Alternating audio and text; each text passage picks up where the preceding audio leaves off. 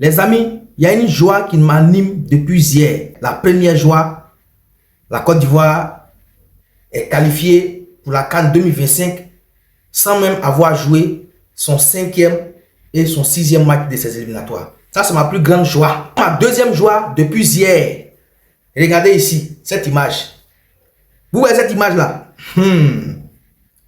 La Guinée équatoriale est qualifiée pour la CAN 2025.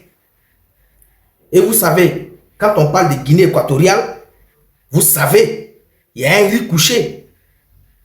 Cette défaite de la CAN 2023, il y a ce riz couché là. Depuis longtemps, nous on cherchait la Guinée équatoriale pour vérifier quelque chose. On veut vérifier quelque chose avec cette équipe de Guinée équatoriale. Et comme on dit, Dieu ne dort pas. Et comme on dit, Dieu fait grâce. La Guinée équatoriale vient de se qualifier. On ne sait pas ce qui va se passer lors de ce tirage au sort. On ne sait pas si on sera dans la même poule avec la Guinée équatoriale.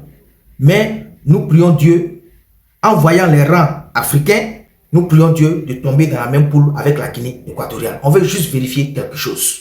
Depuis hier, j'ai pris mon chapelet, j'ai pris pour ça.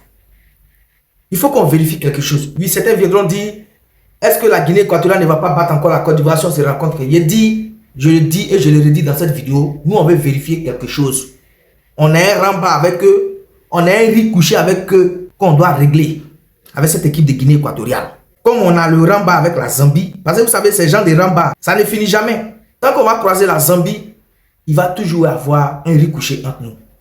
Et donc, la Guinée équatoriale est rentrée dans cette liste. Tant qu'on va croiser la Guinée équatoriale, quelque part, quels que soient les éliminatoires ou Coupe du Monde ou CAN là, ou même à la CAN, on va toujours régler ce riz couché là. C'est pour ça que je dis ce soir là, depuis hier, je suis content. Je suis content pour la qualification de la Guinée équatoriale. On espère que Dieu fera grâce, on va se croiser à la CAN 2025.